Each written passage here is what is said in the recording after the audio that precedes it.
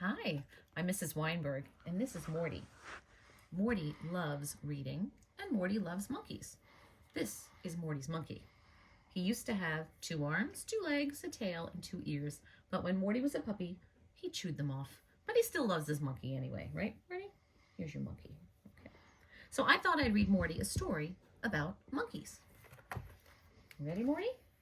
This book is called Caps for Sale, and it's written by a woman named Esphyr Slobodkina, and it's one of my favorites.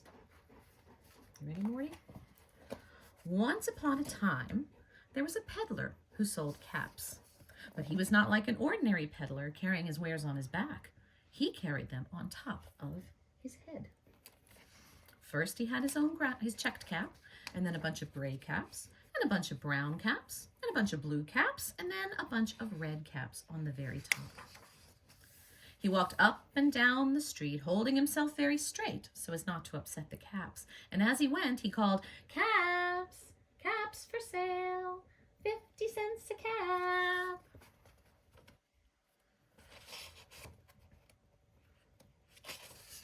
One morning, he couldn't sell any caps. He walked up the street and he walked down the street calling, "Caps, caps for sale, 50 cents a cap." But nobody wanted any caps. Nobody wanted even a red cap. He began to feel very hungry, but he didn't have any money for lunch. "I think I'll go for a walk in the country," said he, and he walked out of town, slowly, so as not to upset his caps. You see Morty?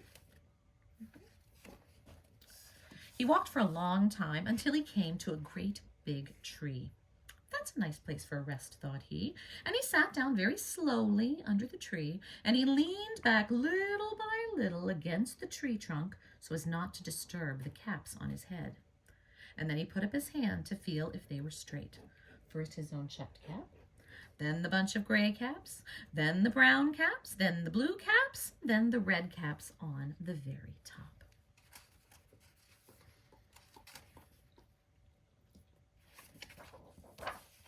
They were all there, so he went to sleep. He slept for a long time. And when he woke up, he felt refreshed and rested. Look at that, Morty. Does he look refreshed and rested?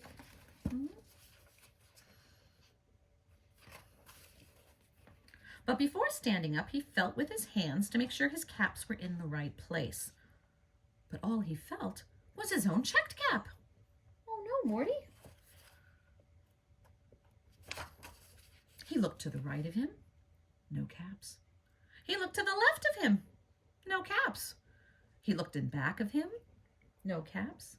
He even looked behind the tree, no caps, Morty.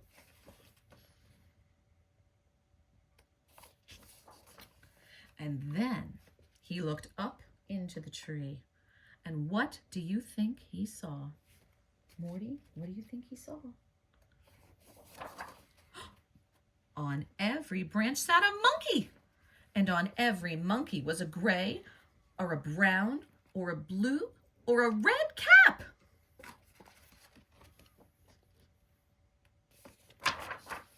Well, the peddler looked at the monkeys, and the monkeys looked at the peddler.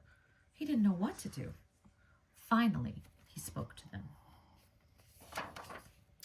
"You monkeys, you," he said, shaking his finger at them.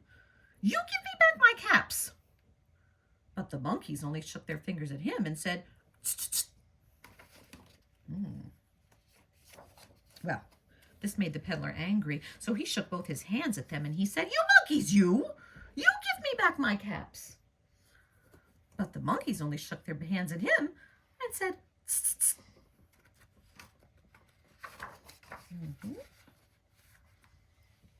Now he was really quite angry. He stamped his foot and he said, "You monkeys, you better give me back my caps." But the monkeys only stamped their feet back at him and said, "Tsk, tsk." At last, he became so angry that he pulled off his own cap and he threw it on the ground and began to walk away.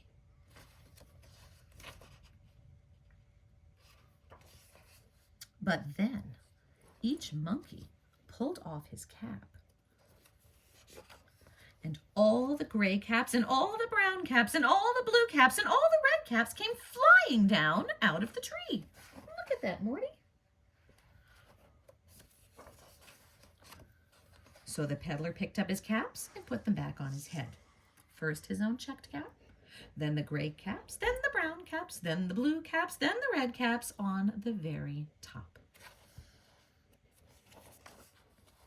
And slowly, slowly, he walked back into town calling, "Caps, caps for sale, 50 cents a cap."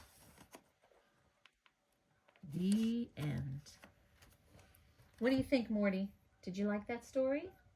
Would you like a cap? Here, you can wear a cap. There you go. Good boy.